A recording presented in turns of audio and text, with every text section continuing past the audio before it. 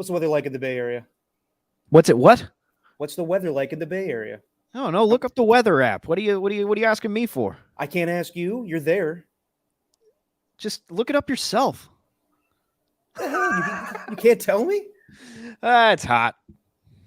How hot? Is it 95 degrees? It's close to it. No way. In the East Bay? We went through the heat wave. Were you here for that? What day was that? That was a weekend ago. So you were. Just that lone day on a Saturday. Right. Yeah. So and then it was relatively close. It was relatively cold for 4th of July, I thought. Yes. And now it's heated back up. So I'd say it's a cool high 80s. What about what's it like in Florida right now? My point being, Steven, is that it is hot as shit out here. It is about 95 degrees, and it's cool right now at 6 o'clock Eastern time. But this is the first time I visited my mother in July in Florida. I have not been in humidity like this since I lived in Texas, and it just hits you in the face. It's fucking hot. It's really fucking hot. Any bug bites? No bug bites. Usually I'm bad with mosquitoes because apparently they're very attracted to Italian skin for whatever reason. That's always been a thing I've heard. That more Italian people, because they have darker skin, get more bug bites. Sweeter skin, sweeter blood. I may be totally wrong about this. It sounds scientific. Yeah. But I used to get mosquito bites all the fucking time, but I haven't got any out here. My mom's place is actually not infested with mosquitoes. Good. And have you been bitten by the Ron DeSantis bug yet? Which everyone in Florida seems to get. I've been looking for him. I haven't seen his mustache melt off or anything, but haven't seen him. All right. Well, yeah. I'm sure you'll be coming home with like a Daddy DeSantis hat or whatever they wear out there in Florida. You definitely know I will be. Yeah. Yeah. Fuck that guy. Welcome to Just Your Opinion, man. Stephen Langford, Derek Papa. If you didn't know, I am doing this from Del Boca Vista, Boca Raton, from my mom's place in Florida. And yeah, just been chilling here, have the week off from work, and it's been cool. And I'm glad I'm doing it out here, Stephen, because I can be real with you for the first time in a while, because I feel like my apartment that I move into in Oakland, while I love it, not a great place to do the podcast. I'll tell you why. Have you noticed that I have been kind of disoriented at times and kind of flustered and not focused? You can be honest. It's not really a new thing. That's not really a new thing. Why? I underestimated how bad the walls were at my apartment. They're pretty paper thin, so I guess I annoy people when I do the podcast. I've heard people kind of passive aggressively slam the door and run out. And people are also loud as shit when I'm doing the podcast. And it's just kind of distracting at times. But also I don't feel bad because the new people, and I can say this to you now because I can't say it in my apartment. Some of the new people that have moved in, not really nice and not really respectful of other people's spaces. So I would say, like the other night, I was sleeping and I heard this alarm go off for our freezer. And I go outside and see that the freezer door has been wide open. And someone broke the ice tray. It cannot be pushed back, and I cannot close the door. So for about a good 10 minutes, I'm trying to close the freezer door of the refrigerator, and it won't close because some a-hole broke it. Okay. And this is like 2 o'clock, 3 o'clock in the morning, work week, and I'm just like kind of audibly voicing my frustration, being like, the fuck? And at one point, I see someone's lights are still on. So I go over, knock on the door, did not want to answer the door, turned the lights off, and wanted me to deal with the problem. So then I took said ice tray, chucked it into the sink, slammed the door, and let someone else deal with it. So is this one of those ice trays that you have to buy, or is this part of the fabric of the refrigerator? It's part of the said fabric. Someone just didn't want to deal with the problem, and tell me I'm not the one that's wrong in this situation. No. Yeah, that's totally an a-hole move. Like the people that live above you that play Jim Carrey movies super loud at night. Yeah. This person had a problem and didn't want to deal with it, and now I had to take care of it. So those people on my apartment moved out, so no longer dealing with them. But I got the people below us who are more the problem because they got surround sound. It sounds like in their damn apartment. But back to you though. No, you are not in the wrong. Why would they just leave it though? Who have you talked to anyone since? Did you just leave? You just said bye? And also, did you turn the ice machine off? Because that's a key there. The ice tray and the ice machine are two different things. I took the ice tray out, and I don't use the ice machine myself, so they can figure it out themselves. So there's a chance that your freezer's just stacked up with ice. No. That's being created. This has been a problem about a week ago. I went to the freezer, opened it back up, and saw that my passive-aggressive nature worked because someone put the ice tray back in. Oh, okay. Very good. I thought about leaving a note, leaving it on the freezer door saying, hey, someone left this open. Let's all be courteous. Come on. Yeah. And I realized I don't own any sticky notes, so I just let that go. You don't own any paper. Yeah, it's 2023. I own paper. I don't own any tape. What about a pen? You got a pen? You want me to write it on the freezer door? I don't know. Really send a message, Let them know. No, you're not in the wrong. That's the best way to do it. That's the best way to go about things. Avoid conflict, be passive aggressive about it, and then do your thing. Exactly. I mean, I would have said something. I tried to. I knocked on the door, and that person did not want to talk to me. And all of our schedules are different, so I left to work the next day, and I just let it be. But yeah, I thought it was kind of an a-hole move. Yeah, no, that is. So I finally grew a pair, and I went down to the people with the surround sound to knock on their door and tell them to turn it down because I got home one day and it was making the floor vibrate, and it was really annoying. I had that problem too with the guy beneath me, but he stopped doing that. Yeah, so I went down to the guy, and I don't know who lives there. He's probably with a family, but he's very much in shape. He's wearing like a CrossFit shirt and stuff. Open the door, I was like, sick, CrossFit. All right. Letting everyone know you do CrossFit. We get it. Did you actually say that? His shirt? Yeah. Me? No. But I just knocked on the door and I kindly said, hey, so I live above you. Can you turn that down? Because it's like vibrating the floor and it's reverberating up through my feet. I could feel it. And he goes, yeah. Okay, thanks. And I was like, I'm Steven, by the way. I live upstairs. See ya. And then like it was a little weird, but I think I got my point across, which was but what was he put off by your request? A little bit. I think he was surprised, but he turned it down at first. I knocked on the door and I just stood there.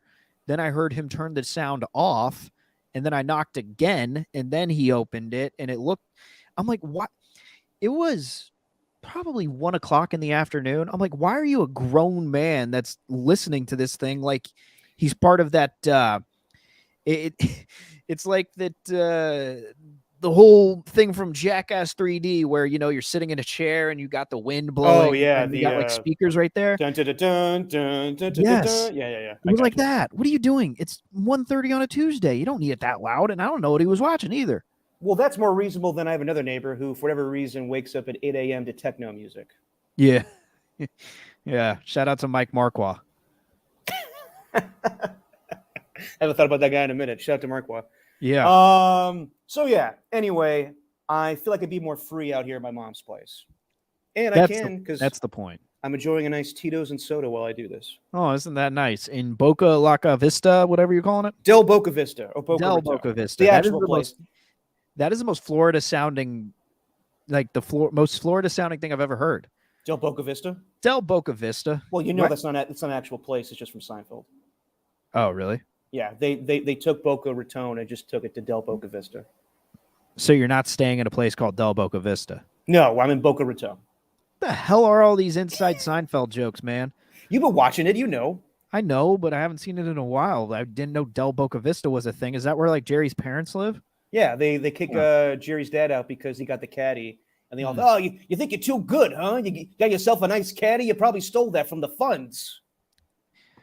I'm the one that's out of the loop on this. I know that everyone else loves Seinfeld, so I'm probably the one that's out of the joke. Whatever. Move forward. It's fine. It's fine. We got a lot to talk about. Oh. Do we ever? We got Chris Paul sound. We got Deebo Samuel sound somewhat. We got the All-Star game. We got some NFL news, which I know you're going to love, Steven.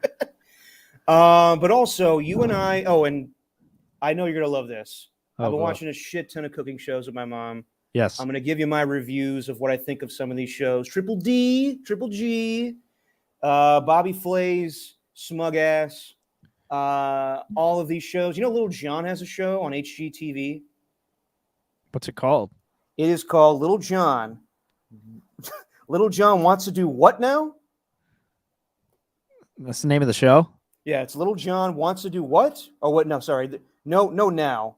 Little John wants to do what? It's on HGTV, and he has an interior decorator help him out, and he just wants to do crazy ass shit to people's homes. It's kind of like Pimp My Ride, but for houses. So whenever they're going through the options of what they want to do with their house, he goes, "What? What?"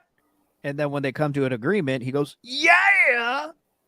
Yes, that was the easiest joke you could make, but yes. It was low hanging fruit. Hey, it's all good.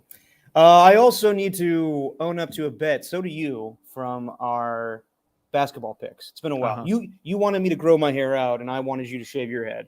But I don't think we're going to do that. Why not? Are you willing to do it? I'm not willing to shave my head. I'm willing to shave my beard. That's nothing. Yeah, it is. It's a lot. Thank you. You don't even know what I look like without a beard. It looks. I've seen you without your beard. In the 8 years you know me, have I ever been baby-faced? Yeah. Never. Yeah, once before. I've not had a clean shaven face since probably 2010. Nah, I've seen you with a clean face before. No, that's a lie. Okay, well, what are these other bets then? What are we doing? Well, you guys still think of yours because the Will Levis thing wasn't a big problem for you. So I will give you until football season to come up with yours because then we got to do this shit on a weekly basis for wins or wangs. Oh, but since I know hot sauce is not my thing anymore, I'm just going to eat, or I guess drink, a spoonful of Frank's Red Hot. I put that shit on everything. Just drinking put it up to the camera more. Frank's Red Hot. Just original? Just original. You're just going to take a spoonful of hot sauce? Yeah. I can't think of it. Well, you know what hot sauce does to me now. So you're just going to take a spoonful of Frank's Red? Yes. Okay, it may do something to you afterwards, but in the moment, it won't do anything. You're not going to have any reaction. With this, it's straight hot sauce. It's not like wings. I know. It's still just hot sauce. It's not that bad.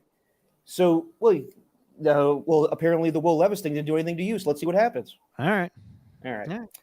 Before we get to that, I will do it when we're in segment, and I can let you talk. I'm not going to, ruin it. A lot going on with Summer League and the old NBA. I finally saw the Sphere thing, and it does look good. It looks stupid. So hold on, you brought it up last podcast. You're like, so wait, were you shitting on it, or were you saying that you liked it? Oh, I was shitting on it. I don't like it. Okay. I mean, I thought the basketball was cool with all the fans lining up to go see the basketball. To get in Summer League. Too much Sphere content. It's just too much. I don't need to see that much Sphere stuff. It is overblown, but it does look cool. Just the basketball one I thought was cool. Whatever else they're planning, I thought was a little much. Okay. What else were they planning? Wasn't there other spectacles that was going on where they had to use the Sphere? Yeah, there's been too many. Yeah, exactly. So there was that, and then you had people waiting outside. Like, it's hot here. It's hot in Florida. In Las Vegas right now, I heard it was about 110 degrees, and people are waiting 6 hours in line to go see Wembanyama's debut in Summer League. And he was just one and done, right? He's done. He's not doing anymore. Not one and done. He's two and done. Two and done. Two and through. Well, that was after the whole, whatever you want to call it, incident with him and Britney Spears. So Britney Spears has been taken. Let me use better terminology. She's been just put in a bad situation for the last 10 years because of her father's thing and whatnot. So everyone went on the Free Britney thing. She got control of her life again, and then this situation happens where Victor Wembanyama and her are at the same location in Las Vegas. She walks up to him. Everyone's seen the video by now. She taps him on the shoulder, and out of like some kung fu movie or a comical thing, it's not comical, but just like the way it looks in the video. It's hilarious. Thank you. Someone quickly just slaps her. Yeah. Like gives her a little knock. It wasn't in a violent sense, but it was like, get away from Victor. And it was unnecessary. It wasn't like, I know a lot of people are shitting on Britney, and she put out a video today talking about it. Everyone's making fun of me. She also has no idea who he is. Like every time she's bringing up the fact, like, I want to go say hi to him, she keeps referring to the basketball player. She has no clue who Victor Wembanyama is. But did she deserve to get hit because someone is tapping Victor Wembanyama on the shoulder? I thought it was a little much. You got to protect that 19-year-old at all costs, man. He just put his hand up. Before I saw the video, I was like, oh, snap. Like, he legit just backhanded her like the Batman meme. And she said, like, it almost made her glasses fall off. And that didn't happen. I thought it was. She almost fell to the ground, is what the file, the charge said when she filed the charge of the police report or whatever. So then the video comes out, and it turns out that she slapped herself. So what? Yeah, did you not see that the security guard didn't so much slap her so much as put her hand away from Wembanyama and then right into her own face? Okay, I saw the video on Friday after this whole thing went down. Can you pull up the video so we can do a little play-by-play here? Oh boy! All right, hang on. Jesus, as we're pulling. That's going to do way too much here. It's unbelievable. You're always pulling shit up. So, which joke did you go with when you saw this? Was it Britney Spears saying "Hit me, baby, one more time," or was it saying "Oops, I did it again"? We played "Oops, I did it again." I thought it would be in poor taste to play "Hit me, baby, one more time," but it did cross my mind. You best believe. All right. Well, I think I got it here. All right. So, but her account of the story is, I guess, greatly exaggerated. Like from what was told in the Draymond situation, and everyone was like, that's not what happened. This is the reverse of that. Of this is not that bad. But you don't want security doing shit like that. Okay, so here we go. They're walking in some place in Vegas. They're going to Catch. Have you never heard of Catch? No. It's a popular fish joint. You and I want to have a catch? Yeah, it's a popular fish joint. So Wembanyama already living the life at 19 years old. And, hang on. The best part is... Hold on. Wait. It's a fish joint? Where this is like a place where like big ballers go and get fish? Yeah, it's Catch. All right. Yeah, they got different places around. The high rollers. I'm a high roller. I know these things. All right, here we go.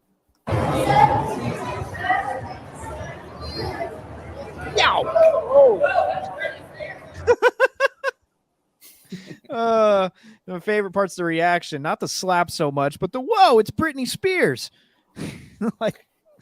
So the best part is though, she's using an English accent. You could hear her go, "Sir." Yeah, I did hear that part. That was a little weird.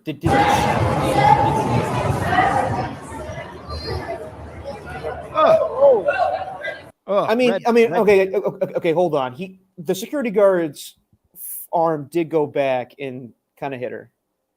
No, it didn't. It hit her. Look at her. She's trying to poke him. He swats her arm away, and then hits her in the face. It's pretty clear. So do you think that she used the British accent thinking that he was British? I don't know. But she definitely didn't almost get knocked over. No, that did not happen. So you think this is not that big of a deal. I don't think it's that big of a deal either. But also, did the security need to react that way? Probably not. He's told what to do. Who cares what the security guard's doing? He's trying to protect this prized commodity who's supposed to be like the NBA's next great talent. You don't want just anybody coming up and just doing whatever they want with him. But it's not just anybody, Steven. It's Brittany, bitch. I know, but she was being really toxic.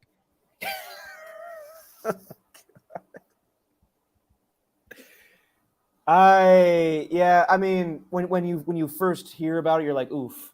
But no harm, no foul. I don't think police charges need to be filed or anything. I think it's just it was a misunderstanding. And did the security guard need to react the way? I don't think so. But it's also not Victor's fault in any way possible. Right. That's what he was told, though. That's what he said. He said, look, I was told to keep on walking. If somebody calls my name, my security will take care of it. And that's what the Spurs security team was trying to do.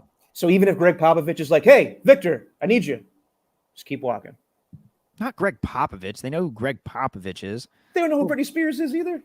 Yeah, well, we're past that now where she was an icon. And I know that everyone should know who she is, but we're entering a world now where, these kids didn't grow up with that one Britney Spears Pepsi poster on their wall. Did you have that one? What? I didn't have the poster. I did like one frame of Toxic, but I'll move on from that. Oh. Well, yeah, I think that you're probably right. I mean, Sauce Gardner didn't know who Jessica Alba was, so that's fair. It's sad. It's sad that we're living in this world now where all these guys that are, they're all athletes, and these guys are in their, born after 2001. Like, what? Yeah, I know. That don't make no sense, dog. See, you're coming down to my level now, being a 30-year-old man, being like, you fucking young kids. Yeah, it's crazy, but life makes you wonder. We all were wondering about Chris Paul's reaction to coming off the bench, which all indications are that seems to be what is going to go on with the Warriors in their lineup this year. In reality, it's not that big of a deal because to me, starting a game is not the same thing as finishing a game. Could Chris Paul be in the finishing lineup? Possibly, yeah. But you don't want to start a game with Steph Curry, Klay Thompson, Andrew Wiggins, Chris Paul, and Draymond Green playing the five because that is extremely small. And, Mark Spears has been on KMBR a couple times and has said that he's hearing that Chris Paul is going to start. My belief is that Chris Paul wants to tell everybody out there, I plan to start. Let's see what Steve Kerr wants to say. Chris Paul shows up to Summer League I guess everyone's going to Summer League because they want to make a big deal about this now. It's like NBA Con or whatever the hell. And they want to sell the whole in-season tournament thing. So everybody's down at Summer League. The trade's official. Chris Paul is a Warrior. Dario Saric is a Warrior as well. We'll talk about that a little later.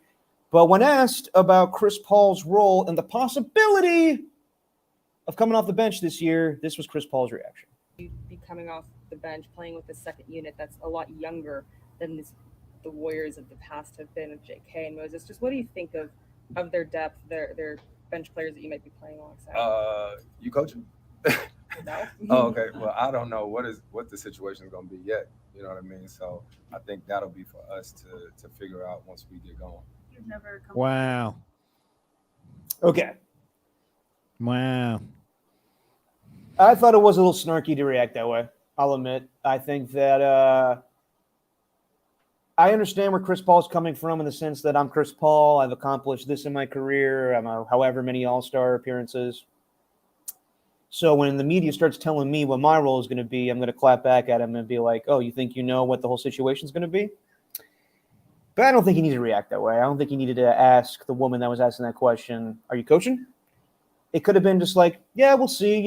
Things have been discussed. And once we figure out what the plan is going to be going forward, we'll, you guys will know. There's a lot of, he could also say, like, I never come off the bench before in my career. It'll be a new weird thing to me if that is a possibility. It seemed to me like he let his arrogance kind of show there in the sense of, oh, the media is going to tell me that I'm coming off the bench.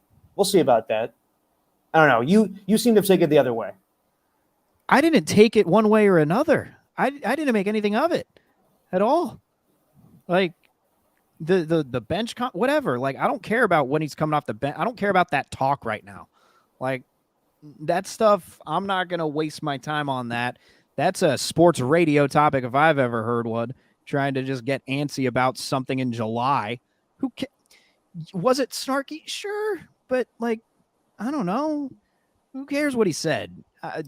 And should he come off the bench? Probably. Yes, that would throw a wrench into things with the Warriors starting five, which was one of the best starting fives going into it. Should he have treated the reporter with a little more respect? It sounded like it was Kendra Andrews who was asking the question. Maybe, but I didn't really think anything of it until you just mentioned it. And now, like, Ernie too, it already quoted it too. Like, was that a talking point? Oh yeah. What about his snarkiness? Yeah, I listen. I don't think it's that big of a deal, honestly, either, because I think at the end of the day, he knows he's coming off the bench and he's just kind of getting used to it. But it does kind of show a little bit of attitude, and this is the way it's going to be, man. You're a part of the Warriors. You are one of the Warriors. You are not the Warrior. It's Steph Curry's team, and I think he realizes that. But when you say shit like that, it's not the end of the world. Believe me. When it's time to go play basketball, they'll play basketball. But these are the type of things I worry about when it's like, is Chris Paul going to send messages to the media? Is he going to talk to Anthony Slater or Monty Poole or anybody else with the Warriors and say, I'm not down with this coming off the bench thing?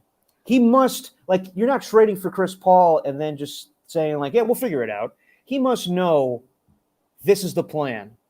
You're not going into the season expecting to be the starter. Now, he may tell Mark Spears that, but the reality is I can't see a starting lineup opening night where Chris Paul is a part of it.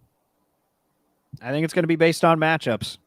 I think Steve Kerr's huge on those matchups, man. And like you mentioned, it's going to matter at the end of the game. What are they going to look like? Is he going to be a part of that closing lineup? The thing with Chris Paul, whatever, starting, coming off the bench, whatever. That's just all deep Warrior fan talk. To me, I wonder how he is going to handle the new NBA rule of flopping and the penalty. And I'm confused. Do technicals that aren't unsportsmanlike that are assessed, does that still mean 2 when you're out? Because that's the rule, is these aren't unsportsmanlike technical fouls is what they said.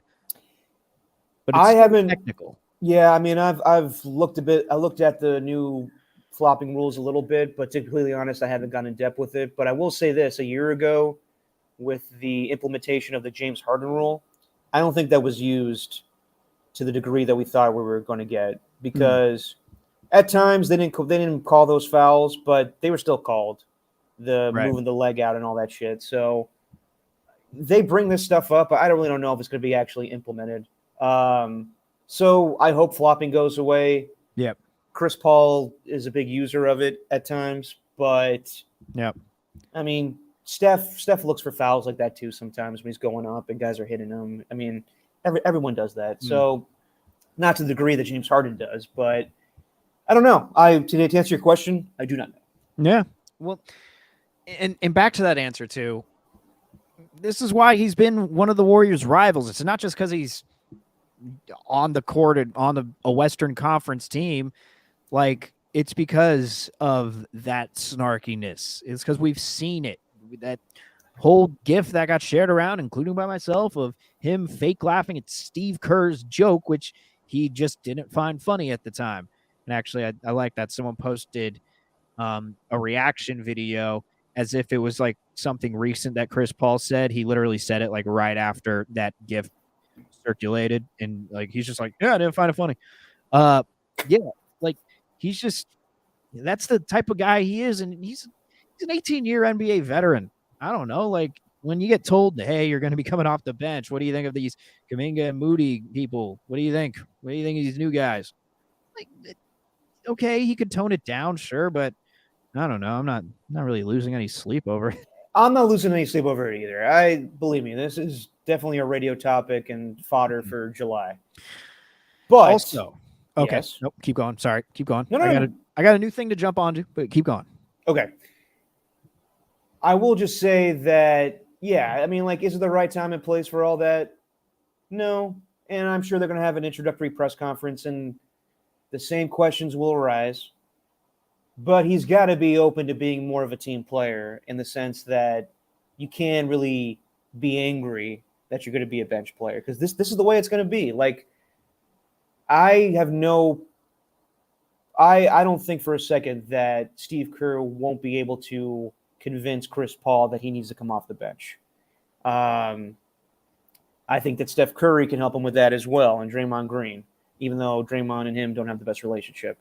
But it's just a matter of, is Chris Paul going to have attitude about it? Steve Kerr was able to convince pretty much everybody on the Warriors, Andre Iguodala, David Lee, Steph Curry, Draymond Green, everybody except for Klay Thompson at one point has come off the bench.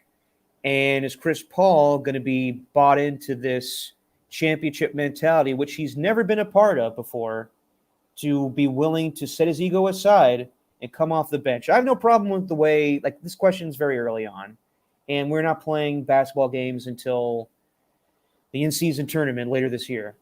But is he going to have an attitude about this? That's the one thing I do wonder about. It's certainly some. I can understand that. I can understand that one. Not dismissing that one at all. Can I also play something here? This caught my ear. This has nothing to really do with the Chris Paul, but this more has to do with Jordan Poole.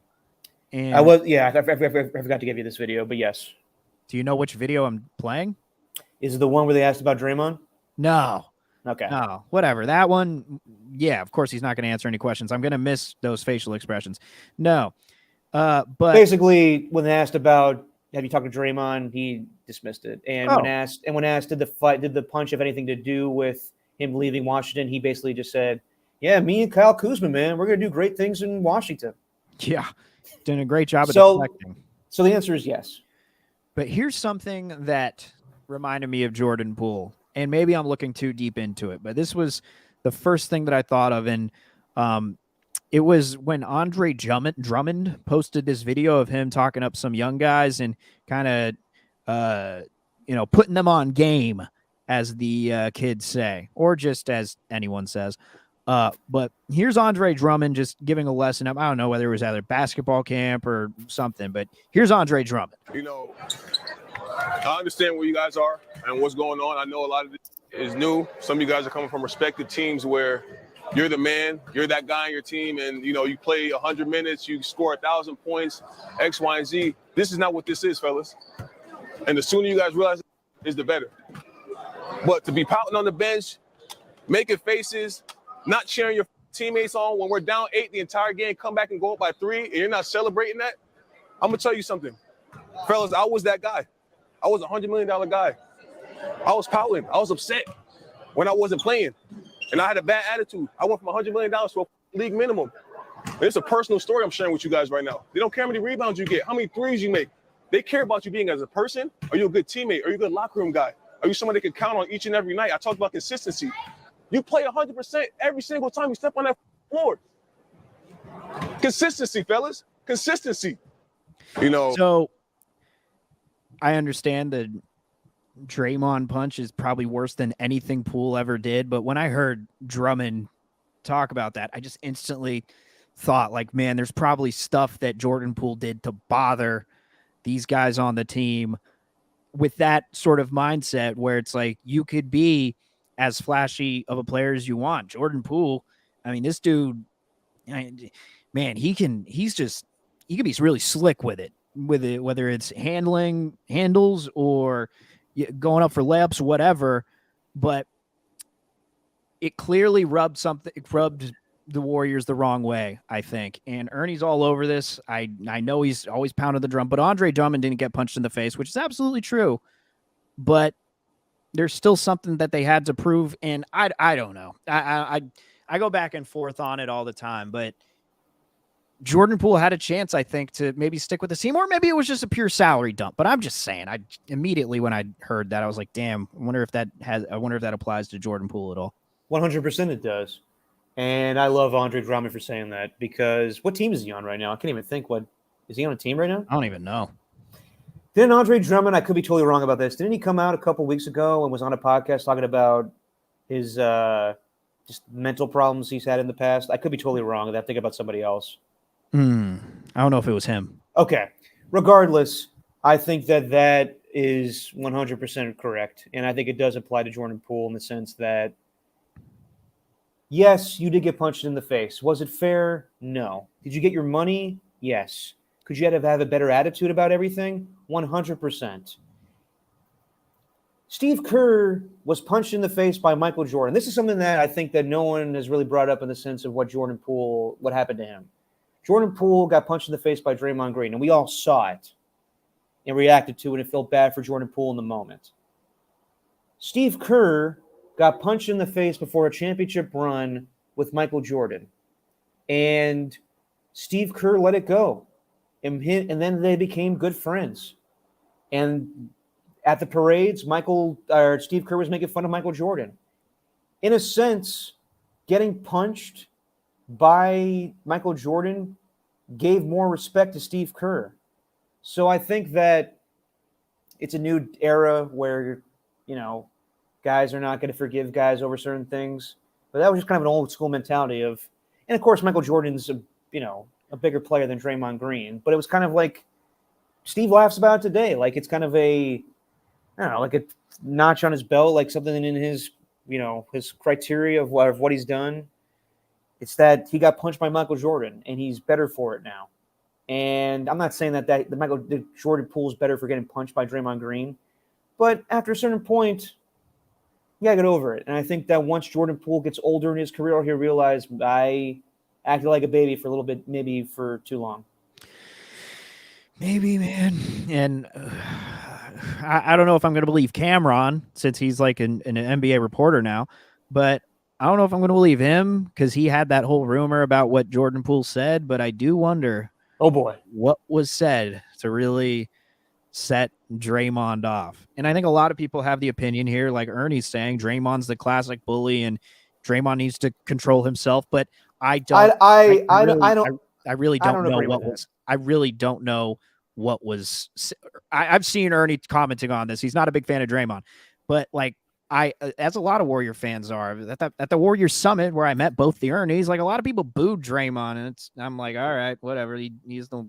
I can't even help them if they don't feel like he should be on the team anymore. But Warriors fans booed Kevin Durant too, so we don't know what was said. I'm just going to also mention that we don't know what was said, and we all get on our high horse and on our pedestal about how, we could all control our emotions, but there's a lot of egos within sports, within athletes, and I'm not trying to condone what Draymond did, but I have a feeling that if, say, the audio from that punch came out instead of just the video, I think maybe, I don't know if we'd have a differing opinion on it, but I think maybe we think, ooh, that wasn't, what he just said wasn't good, because he basically said, at least according to Cameron, not a reputable source, according to Cameron, he said he, let's just say, ran through Michigan State. Jordan Poole said that. Okay, I'm not familiar with Cameron's reporting skills. I know his songs. That's why I said, "Oh boy." Yeah. But and Hey Ma. But what?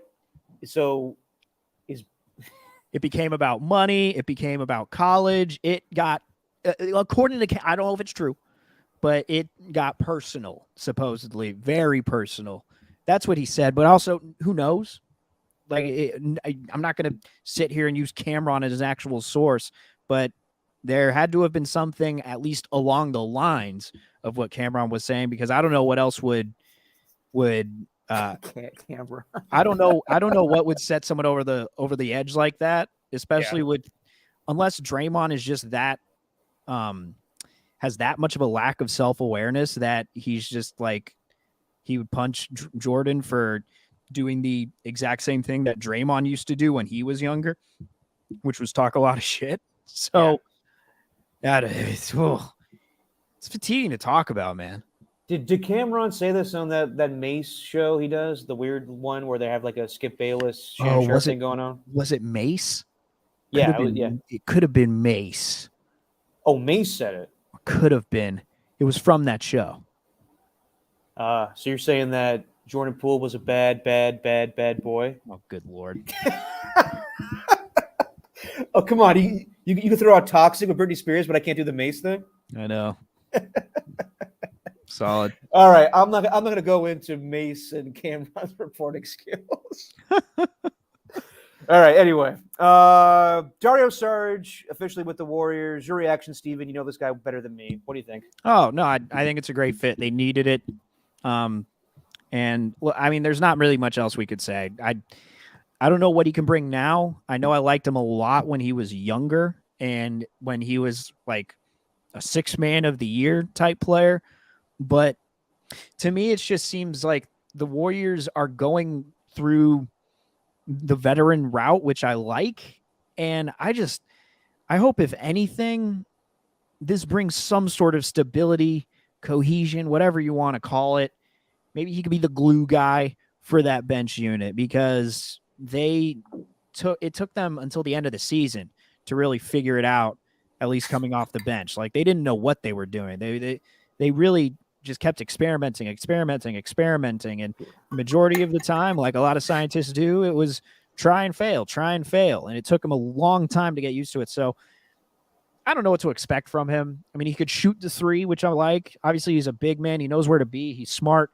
I just think that as long as they get their roles sorted out early, then I'll like the addition. And he's the only 6'10" guy on the team right now, if I'm not mistaken. Yeah. So that'll help. No, I mean, they needed bench depth, especially with the center position. So I like the move. I don't know anything about him per se. I haven't seen him. I haven't watched him play. He was in Phoenix 2 years ago and then Oklahoma City a year ago, correct? Mm-hmm. Yeah.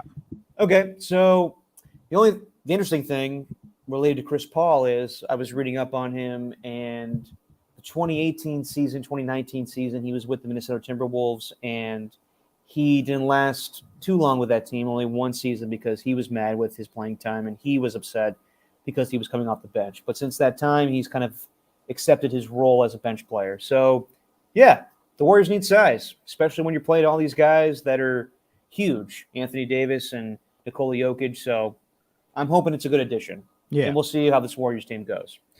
Deebo Samuel. I will let you play this audio, Steven. I'm going to drink this hot sauce, and then I will give you my opinion. Actually, give your opinion first, then I'll give my opinion. So this is Deebo on the Zach Gelb show? Yes. This was yesterday. A couple of nights ago. Yeah. Okay. All right. Here it is. The Eagles back at the Super Bowl at Sirius, where if Brock Purdy didn't get hurt, you guys would have won that game by double digits. Why would that have been the case? I don't know. That's old. So do you not still believe that? I mean, I do, but I mean, we're not. That shit is like we're not gonna keep talking about it. I mean, I said what I said. Gotcha. So then what happens this year when you play Philly on December 3rd? I don't know. Just wait till week 13, 12, whatever week it is. We'll show you. Well, then you know how that's going to go down. You're going into Philadelphia. Those fans are going to be booing you loud. You have a message for Eagles fans? Hey, guys. Yeah? All right, we're good to go. What do you mean? We have Deebo on right now. Yeah, I know, but we're going to head into camp right now. Are you serious? Okay. Thank you. There you Thanks, go. bye. Deebo Samuel right there. Doesn't want to answer a few questions. All right. We don't need to play the rest Are you of it. serious? But it's a. We got hung up on because. Whoa. All right, Hold on. we don't You can play his reaction. play his reaction? All right, fine. did was ask him about the quarterback situation and then Philadelphia, and we get hung up on by Deebo Samuel. That's a joke. An absolute joke. That's absurd. We were told we had 15 minutes with him. He was on for 5-6 minutes. All right. Okay. Steven, I got a spoonful of Frank's hot sauce. You have the floor, sir. Oh, crap. I was hoping you'd go first on this one. I was interested to hear your reaction. You'll get it. Okay. So when I heard it, there's a couple of things. Actually, wasn't that bad. No, it's just Frank's red hot. There's a reason that everyone puts that shit on everything. I thought it'd be hot. Even Eli Manning can take it. Does Eli Manning look like a spice guy to you? Absolutely not. But I think that Deebo was wrong for making those comments. I think the way that Zach Gelb framed the question, I don't really have a problem with it. I go through both things. I go on both sides, man, because see, here's the thing. Ernie One is putting this, Zach Gelb is there for the clicks. He had a similar situation with Aaron Donald. Okay. Thank you, Ernie. I was going to ask this question. I thought it was the same show because I remembered a year ago when Aaron Donald was going through his helmet thing, he blew off somebody, and I want to say it was this show. So thank you. Okay. So here's my problem with the whole thing generating for clicks. You and I don't go on this podcast for nobody to see it, for nobody to watch it, for nobody to hear about it. What do you think we're trying to do? What do you think we're trying to do? Generate nothing?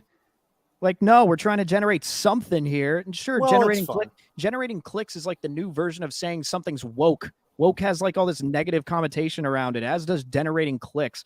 Now, did he use Deebo Samuel the wrong way? Sure. But I don't have a problem with anyone trying to generate clicks because that's what this business is all about. What are we doing? What are we just going to not do anything to get people to notice what our show? Okay. That's what we're in. We're in the clicks business. And it's I saw social media people doing the same thing. I'm that's what you do. You generate clicks. That's how things work. That's how you make a living in something. Luckily, you and I have other jobs because if we were only doing this as our only job, we'd be dead poor, dead broke. Jesse probably wouldn't want to marry me, and who knows? You and I would be doing this literally out of a box. And I know you like doing shows with a box on, but we'd be doing this out of a box. We would. But look, man, I also think that it's enough with this Deebo stuff.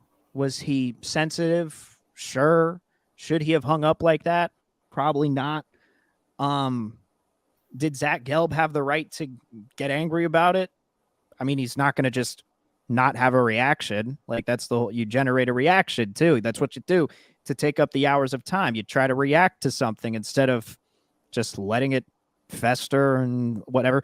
So to me, I understand why Zach Gelb reacted that way, but I also think this goes back to, it goes back to his comments about the Eagles. I still think those were kind of reckless comments. And I don't think, I think it's not necessarily his right or not his right.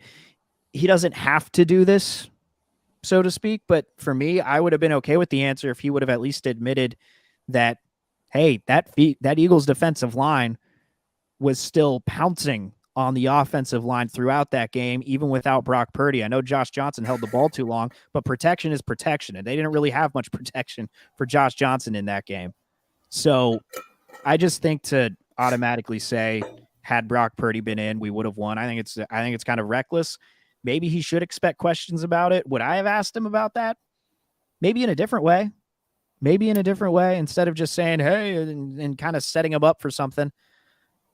I go back and forth on it because I do think Deebo could have handled it a little differently, but Zach Gelb could have asked the question differently too. Yes. So, and thanks to the Erdies because they have an amazing memory. Yeah. Dr. Teals, this was almost a year ago. Oh my God. Aaron Donald was coming on with, I think, Zach Gelb, and he was promoting Dr. Teals, and he asked him about the helmet situation where they were doing a joint practice with the Cincinnati Bengals, and he smacked someone's head with the helmet. And everybody wanted him suspended, and Zach Gelb asked him about it. And he was like, I just want to talk about Dr. Teals, and then he bounced.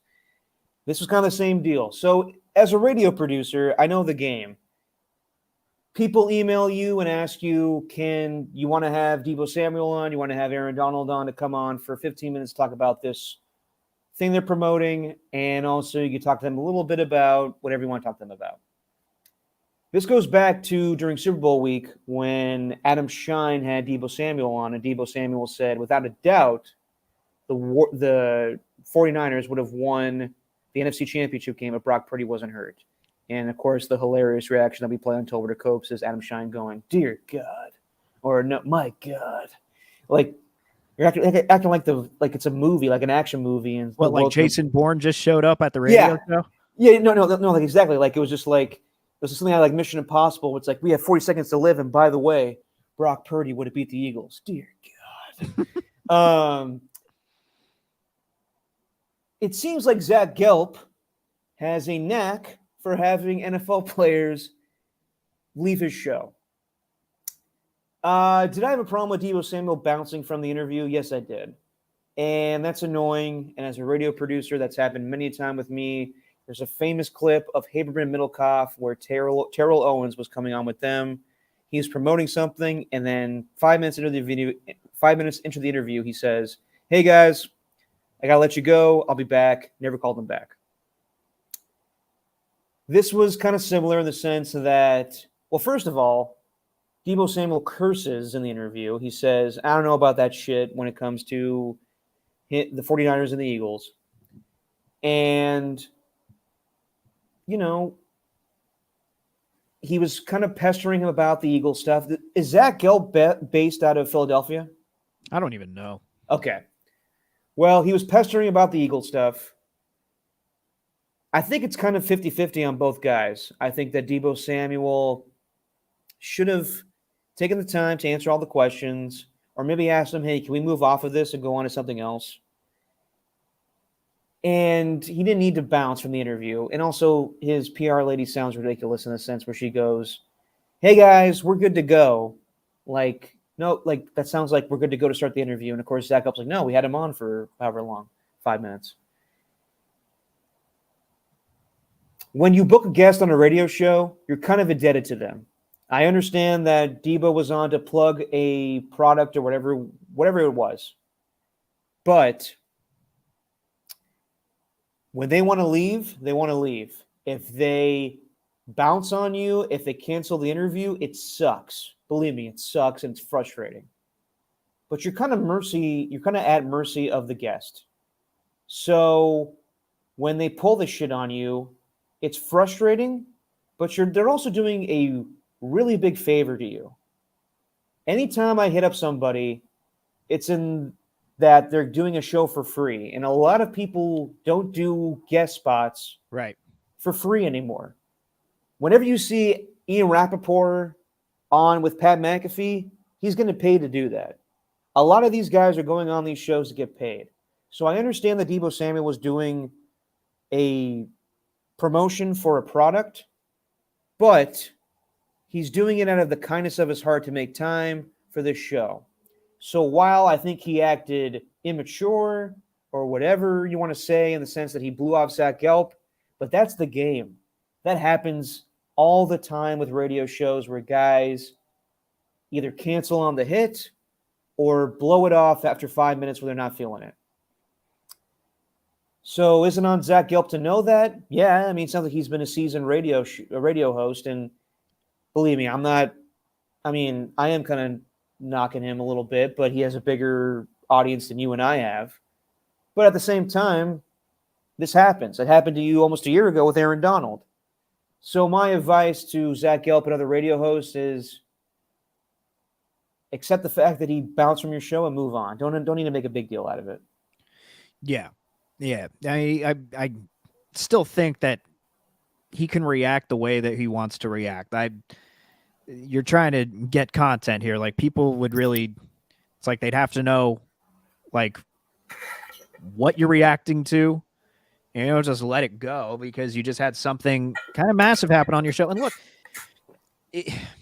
but also the fact that he's on CBS Sports Radio, it's a way to help these guys kind of build their brand, though.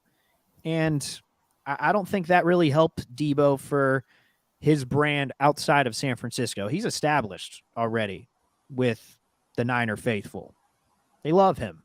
They love Deebo. He's a homegrown guy, drafted, whatever. And kind of, I think he epitomizes what fans love about football. He's a violent player. You know, he just kind of runs through people. Like, they love him for that. So he's already established here. But nationally, it does not help him that he reacted in that way, because I think a lot of people would take it as, oh, you couldn't handle a question. Because around here, I saw a lot of reaction to it saying, like, he's been asked this 1,000 times. Well, to Niner fans, yeah, because they pay attention to any time Deebo Samuel speaks. But to other people, maybe they haven't heard what he said about the Eagles. Yeah. Maybe they didn't. Maybe they have, But, or they could also be on the side of, man, wasn't he one time like in the Super Bowl? Didn't he say that he would have beaten the Eagles had Brock Purdy actually been there? Like, did he say that? And I also think there's a way to phrase the question, because I don't think as a radio host, you can't go without asking about it.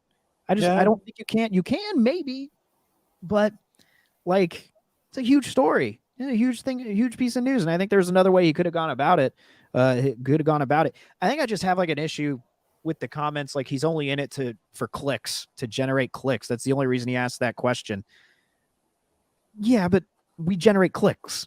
That's what we do. Even though sometimes it may not be in the most Professional apropos way of doing it, but we like to, like, that's what we do. We generate clicks. Hopefully we do it the right way, not the wrong way. So but do you think he went about the wrong way? About asking it? I don't think that it was wrong in the sense of asking it, but he did kind of pester him a little bit of, hey, can I get a quote that's going to be bulletin board material for the Eagles when you guys play in Week 14? Yeah. Yeah, and I do think that, I don't know, I think the way he could have said it was, hey, you said, I think the way he could have asked it was, hey, you said this about the Eagles. Do you still feel that way? It's 7 months later. You could just give me a yes or no. And then, like, then move on from there. Instead of like going with do you have a message to Eagles fans? I don't know. That's fine, I guess. But it's also trying to generate interest for the football. And the Niners and the Eagles seem to be the next big thing in an NFC, which is like, what's the interesting thing about the NFC that you're looking forward to next year? Genuinely.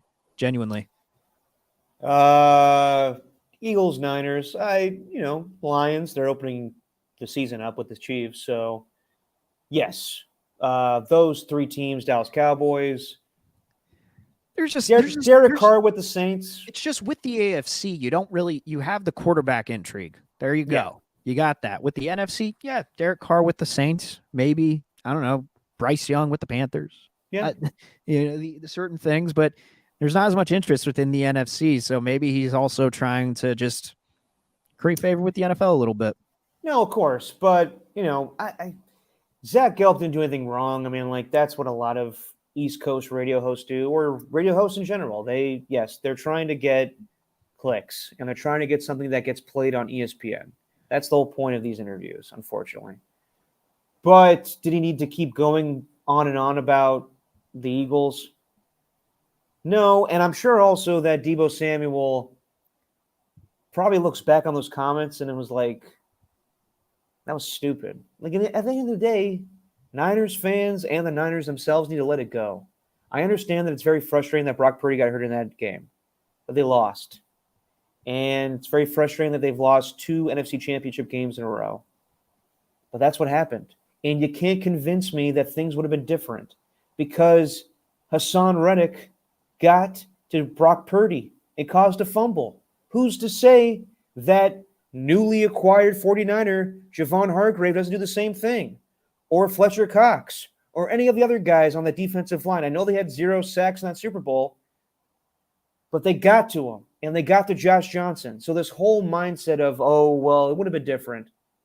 It didn't happen. And you could prove it next season, but you got to let it go. You got to let it go. I'm tired of that talk.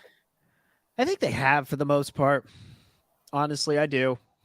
I think the Deebo thing just kind of enhances it, though, and kind of brings it back.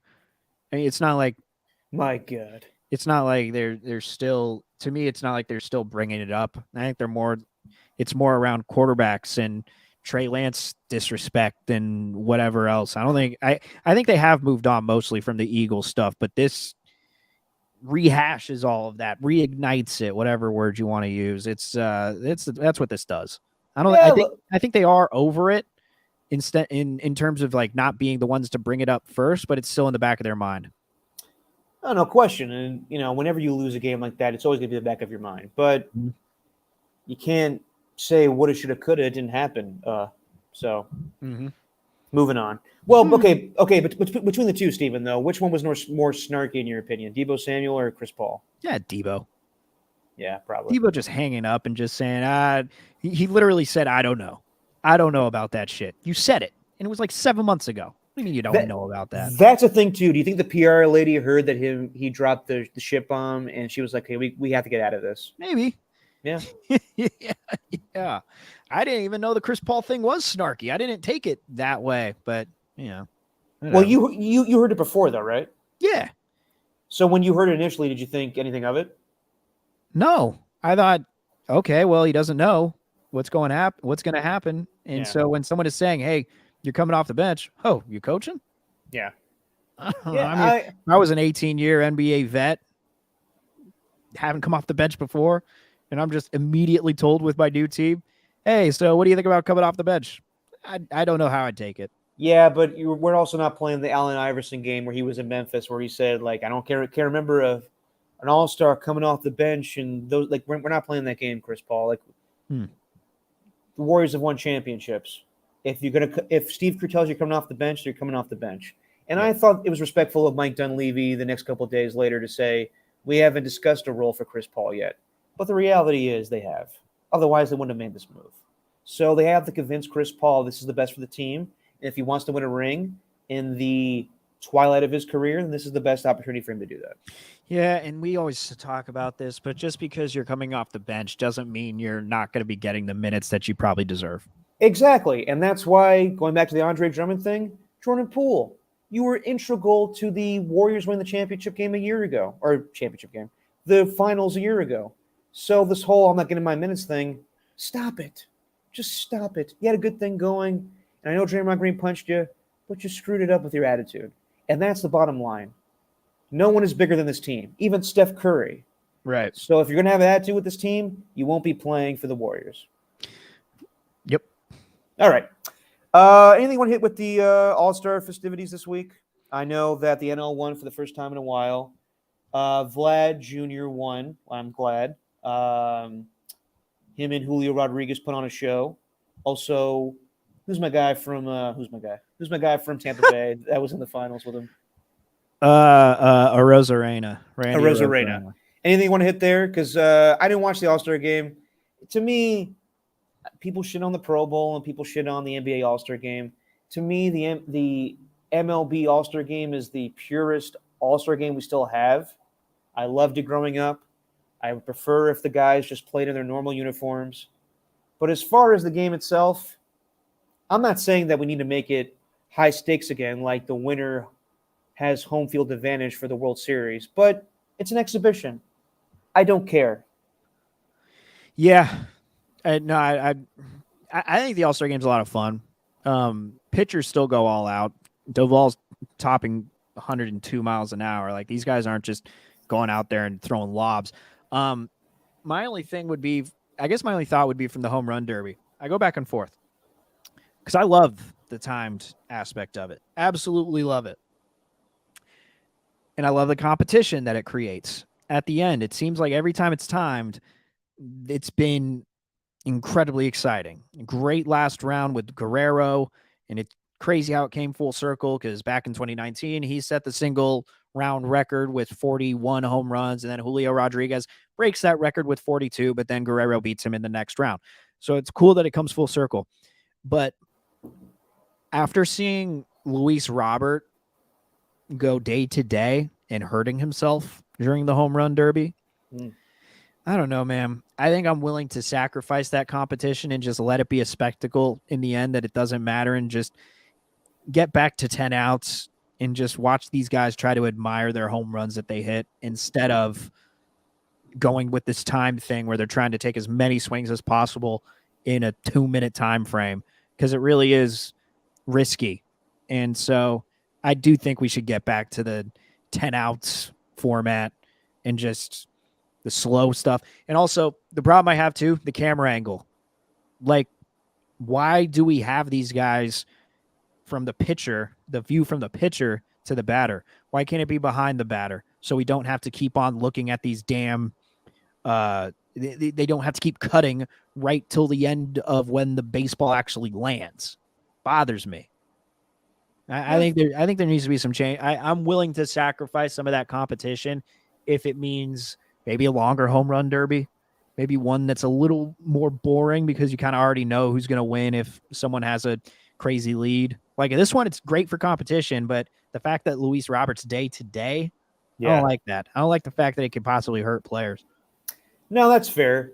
I will say that Julio Rodriguez, the last 2 seasons, has put on a show during the home run derby, and that's fun for baseball. It's fun to watch that stuff. It's kind of like how the slam dunk competition's been taken away from NBA All-Star Weekend. The 3-point contest is fun. This is fun. I don't care about the game itself. I will say that nothing has been topped since Josh Hamilton in what year was it? 2000? 2008. 2008. The whole story behind him, obviously him going through rehab and everything, and then him putting on a show in the All-Star game. I can't remember the amount of home runs he hit, but it was incredible. He ended up winning that home run derby? 2008. Yeah, he did. Yeah. So Julio Rodriguez in one round hit 41 and didn't end up winning. But it was still fun. I mean, Vlad Guerrero Jr., we all know his dad from the Angel days. It was just fun. It was fun to me. I would love to see Shohei Ohtani participate in it again, but I would have loved to see Hey, I stand corrected. It was Justin Morneau who won that year. Okay, I thought so. Because usually the guys that hit a lot of home runs in one round get tired, as Julio Rodriguez happened 2 days ago, and they kind of peter out. So it was fun. I would have loved to see Ellie De La Cruz in it. That guy's fun. Seeing him steal third base and home the other night, that's more of what we need in baseball. That guy's fun. The Cincinnati Reds are fun. And the first thing that came to my mind when I saw him steal home plate was, God, how tall is he? He's 6'5", 200 pounds. He might be taller than that. I don't know. If he put a little more muscle on, there's no doubt in my mind. Yeah. If Al Davis was still alive, he would have called that guy up and been like, you need to play tight end for the Raiders. He would have been all out for the Bo Jackson thing again, because I see Ellie De La Cruz, and he's great for baseball, but sometimes I wonder if he's playing the wrong sport, because he's a machine. He's fast. He's huge. He's great for baseball, but he would be a fantastic NFL player if he decided to do that. Yeah, he would. And you're right. 6'5" is the height for him. He is awesome. He's the full package. What they need, though, what baseball needs right now in the second half, and I don't think it's going to happen because he broke something at the beginning of the year, but the other Cruz along in the NL Central, 6'7", O'Neal Cruz. Oh. Yeah, they need him back because he got injured earlier in the year. Let me see. Yeah, he fractured his ankle, so I don't think he'll actually be back this year. But what they need is Ellie De La Cruz and O'Neal Cruz in the same game. Fireworks. No, that'd be fun. I was listening to an interview with Just Passon the other day on Rich Eisen's show. Do you know that Ellie De La Cruz has a twin brother? If you had to guess what his height was, what would you say? Well, if he's a twin, 6'5"? No. It's a twin situation like Arnold Schwarzenegger, Danny DeVito. Whoa! He's 5'8". Oh. I know. Sucks, doesn't it? Oh, my God. Dude's like my height. Maybe. But that's kind. Fuck you. Anyway, I'm a little loose with my vodka and soda. Main point, Ellie De La Cruz has a twin brother that's 5'8", but Ellie De La Cruz has been fun for baseball. Damn. Yeah, there he got is. It up there right now. Pedro De La Cruz. That's 5'8". Well, apparently, isn't Michael Jordan's like brother or father shorter than him? There's something about that. There's a good chance he's a tall guy. Yeah. It's a good chance that, yes, there's a family member that is shorter than him, considering he is the same height as Ellie De La Cruz, I think. He's 6'5", isn't he? Yeah, he's 6'5", yeah. But no, I want to say Michael Jordan's departed father or his brother is shorter than him, which right. That's got to suck too. Anything you want to put into with Alex Cobb's comments about Shohei Ohtani? Yeah. Yeah. No, I was Jesse and I were listening to somebody on national radio on our way somewhere or another. It was over the weekend, but someone made a great point. I forgot who it was. Wish I could credit them, but man, would Shohei Ohtani really want to get traded anywhere, knowing that they're going to trade everything in order to acquire him? It's just you're with your team now. Like, yeah, they got to build around you. Like, don't try to force your way out and get another team to do that, because anything that team is building, they would have to trade it away. Like the Giants, for example. You'd be with one remaining. Alex Cobb, for all we know, could be involved in the trade. That's what I'm saying. So is he going to get traded? God, would he want to? I don't know.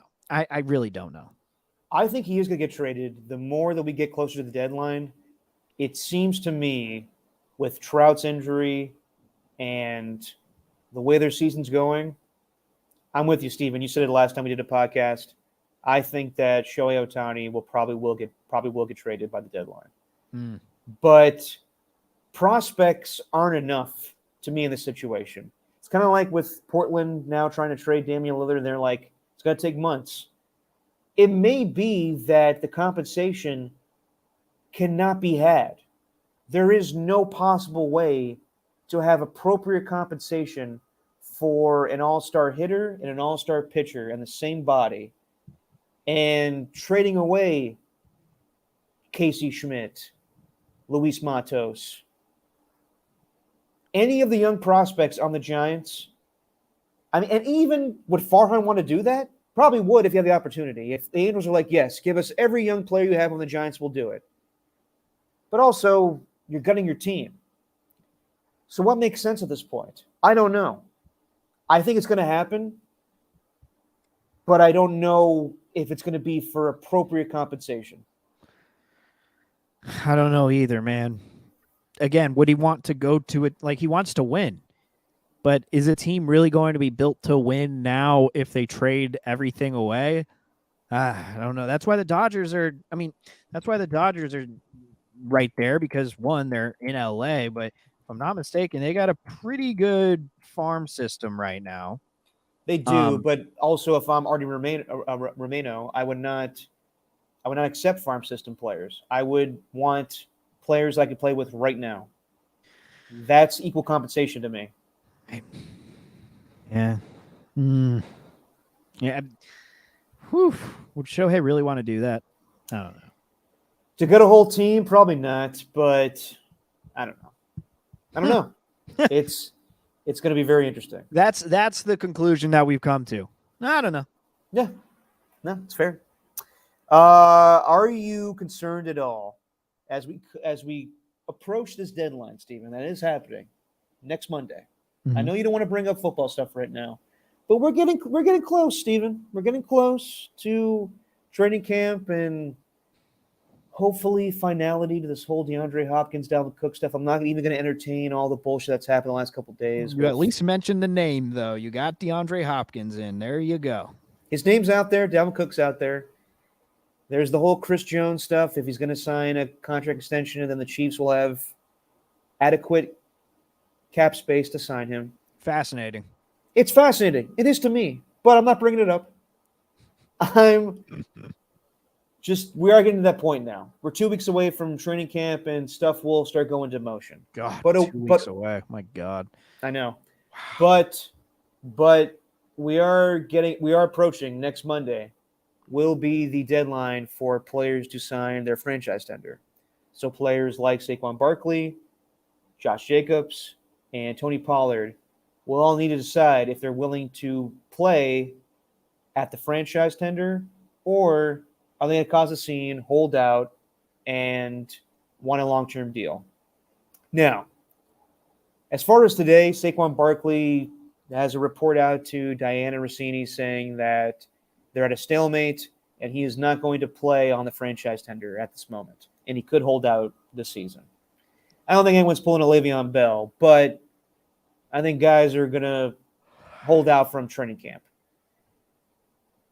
I don't know what the right thing is in this whole scenario, I texted John Middlecoff today. I asked him, is it the case that if a guy does not sign the franchise tender by the deadline, that they are not entitled to a long-term deal after that point? Because every insider that I listen to, and they could be misinformed, but everybody from Florio or Schefter or Rappaport, they all seem to think that if a player does not sign their franchise tender or sign a long-term deal by 1 o'clock next Monday, that player cannot get that at any point after that. So Josh Jacobs, if he does not sign a long-term deal before 1 o'clock on Monday, then he can either play on the franchise tender or nothing. I don't know if that's accurate because I think in the past, guys have held out over franchise, not wanting to sign the franchise tender. I don't know if that's true or not. I have no clue. John Middlecoff texted me back and said, it doesn't seem that's the case. I think a lot of guys can renegotiate after that point. Whatever the case may be, are you concerned at all that Josh Jacobs, if he does not sign a long-term deal by this Monday, that it could turn into an ugly scenario where he holds out from training camp and this whole thing of him being a Raider could get blown up? No, because I told you, the Raiders are done for the next 4 years. No point in even wanting them to do anything because the Chiefs are going to win the division every single year until McDaniels is done. So whatever they want to do, no concern. Sure. Do I want them to get a deal done with him so he could play week 1? Yes. And I think there is concern around it though, because he's given pretty much everything that he has to this team. And last year he went out and proved that he could be the best running back in the AFC. So I think, yes, there is some concern there, but in the grand scheme, I don't think the Raiders are going to do anything in the next few years as long as he's got that contract extension. So maybe for his sake, get out while you can and get to a team that can actually win their division and get to the playoffs. But then they're running with who's the LSU running back that's behind him? 35. You're talking about my guy. You're talking about Georgia? You're talking about Zamir White? He's from LSU, isn't he? Georgia. I don't know what. I don't think you're right. I'm right. All right, we'll look it up right now. I just looked it up. I'm right. Oh, are you? Damn. Yeah. All right, fair enough. You got me. Yeah, you're thinking of Ty Davis Price. I am thinking of Ty Davis Price. God damn it. Mm-hmm. Anyway, I'm a little concerned because it sounds like nothing has happened with any of these running backs. From the stalemate that's going on with Saquon Barkley, I guess Josh Jacobs a couple weeks ago tweeted out something of like bad business. It sounds like only Tony Pollard is the one that's willing to play on the franchise tender this year, which is interesting. But yeah, I'm a little concerned because this is supposed to reset the market, and I think a lot of teams are undervaluing running backs right now. I think this is what's holding up Dalvin Cook. I guess the latest thing is that he's been lowballed by the Dolphins, and he's waiting on to see what Josh Jacobs and Saquon Barkley get. So I'm a little concerned if nothing moves, but I did read up on our guy Hondo Carpenter today, and he was right about all the Derek Carr stuff and Josh McDaniels stuff, and he believes that at the end of the day, there will be a deal done for Josh Jacobs. When push comes to shove, owners get antsy. Like everyone acts tough. You know, like this time of year, it's interesting that Dalvin Cook and DeAndre Hopkins don't have teams, but they don't have any leverage in the situation right now. Most of these teams have their rosters set. So any team that adds Dalvin Cook or DeAndre Hopkins is pretty much luxury at this point. As far as the Raiders, they need Josh Jacobs. Yeah. The Giants definitely need Saquon Barkley. So when push comes to shove, when we're at the, last minute of the deadline, I think a deal will be done for those two guys, and then we'll reset the market for the Raiders. The whole running back market. And yes, the Raiders will benefit from whatever happens with Josh Jacobs. Yeah. Get it done, Mick Ziegler. Give Mick Jacobs a Mick contract extension so you can keep him for Mick long term. I'm going to put a Mick in front of everything. I'm exhausted, so I'm delusional right now. But, You're delusional. I just had a whole thing of vodka and soda. oh, man. Tough when know. you're in De La And- Boca Vista Raton. And Frank's Red Hot sauce. So I'm all over the place right now. No, man, look. They do need to get it. They do need to get a deal done because he deserves it and he deserves to get paid. That's ultimately why I want Jacobs to do it. But for the best interest of the Raiders, everyone get out of there now because they're not winning the division anytime soon. The Chiefs are only going to get better. Even Devontae Adams. Even Devontae Adams. So you want to see your own team get blown up? I want to see players that I like succeed. And McDaniels, I don't know if the Raiders are going to do that for the next few years. As long as the Chiefs are there, as long as the Chargers continue to get better, and it's not even McDaniels' fault. It's because Gruden, shout out to Don Van Natta for that report today on ESPN, super long, highly recommend anyone carve out a half hour of their time and read it. But Gruden set them back years and years and years. So, like, I don't want them to blow it up, but I also have a very defeatist attitude about it. No, that's fair. And also with that report today, it was an interesting article with Seth Wickersham. And who was the other guy that reported it? Don Van Natta. Was there anything really surprising, though? I mean, like, besides No. Mark Davis saying, like, fuck the NFL and they're trying to screw me. And I guess DeMaurice Smith bragging about being the one that leaked the Gruden emails. But I don't know if that's true. I think it's just him kind of messing around. I think at the end of the day, Daniel Snyder was the one that leaked those emails. Was there anything really new with that? The only thing that was new was that Goodell had a hand in it. And that's what's funny about Don Van Natta's reports. It was the last one with Snyder. I think he had it pinned to his Twitter page earlier this morning. But the one about Snyder and the Commanders, whoever his sources are, like the league executives or other owners, whoever it is, I think they want Goodell out of that commissioner's role because everything, like what I take away from it is, of course, this whole thing with how slimy and shout out to Britney Spears, toxic that workplace was with Washington. The one thing that stood out in that previous report, which was made back in like January, February, was Goodell basically knew about everything and hasn't done anything about it. And he's putting on this fake, at least with the Gruden emails, he's putting on this fake innocence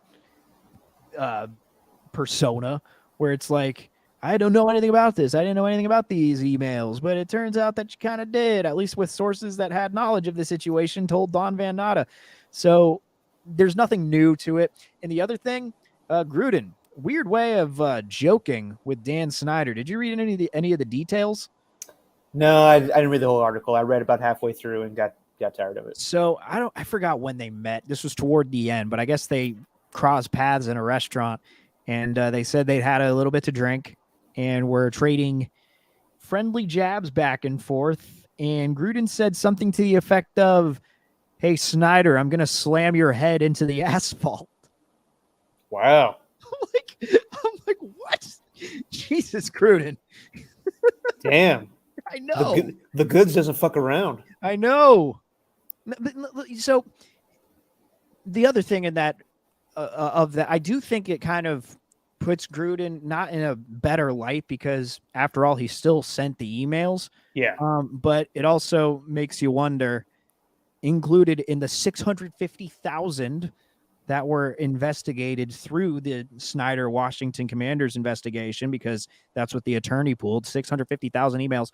Why were Gruden's the only one singled out? Because it appears that there's a lot more of these damning emails that could be brought to light, and kind of like the Gruden situation could force them to resign. Yeah. I don't know. But you know what, though? Those emails saved the Raiders 10 more years of pain.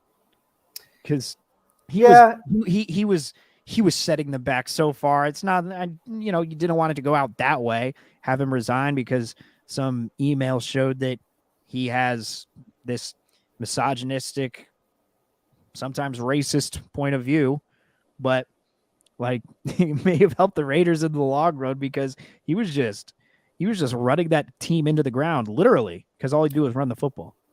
I think that both could be said. That was John Gruden was his time up with the Raiders and he needed to be fired for what happened with that? Yes.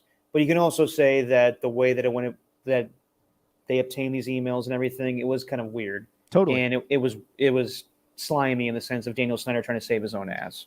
Yeah, I gotta pull up this. I gotta pull up. There we go. Okay. I love You the whole keyword search thing because I could go through like this article that would take you 30 minutes to read, and I just type in asphalt into keyword. Yeah, no, sorry. So here we go. Let's start it from the paragraph, and I'll just want to read it. So this is from the Don Van Natter article. Yeah. I highly recommend anyone read it. Gruden recently wondered aloud to associates why Dan Snyder would have had it out for him. He knew that Snyder hated Bruce Allen. Snyder had fired Allen in 2019, and the two were fighting over whether Snyder needed to pay the remainder of Allen's contract. And Gruden knew his brother Jay had shared some unsavory stories earlier in 2021 about working for Snyder, including telling the Post that the Yoder would come in off his yacht and pick players on the first day of the draft and override his coaches, scouts, everyone. Gruden thought back to an exchange with Snyder years earlier when he had bumped into Snyder at a restaurant. Gruden believed Snyder was drunk, and he and Gruden started playfully trash talking, with Snyder calling Gruden fat, and Gruden saying he might dribble his head into asphalt. Both men laughed, but Gruden wondered if Snyder had taken offense. Oh, so it was Gruden saying this. I thought it was Roger Goodell. Okay. It was Gruden saying, I'm going to dribble his head into asphalt, man.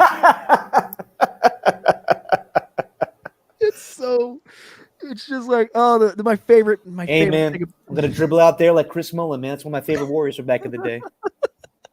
It's just, I love how at the end of the quote, it's just both men laughed, and Gruden wondered if Snyder had taken offense. It's like Gruden just said, I'm going to dribble your head into asphalt. And then he like turned around and said, hey, that wasn't too harsh, was it? You could tell I was joking, right?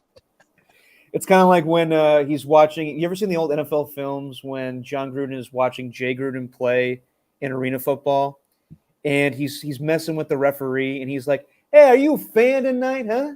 Are you a fucking fan? Hey, I'm just messing with you, man. I'm just having fun tonight." He's like calling the ref out from his stands, and his wife is like, "Stop, John."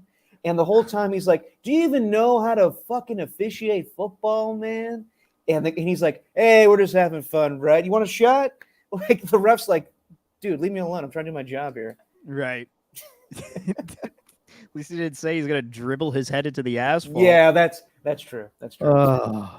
I read that. Just both men laughed, but Gruden wondered if Snyder had taken offense. That's just so funny to picture. Speaking of Gruden, you don't think he took that personally, do you? Speaking of Gruden, a lot of guys that were influenced by Gruden are in an amazing podcast that you listen to and I listen to. Jordan Rodriguez, The Play Callers, is amazing. I listened to all of it last night throughout the course of 2 days. From Kyle Shanahan to Sean McVay to Matt LaFleur to Mike McDaniel to a lot of coaches.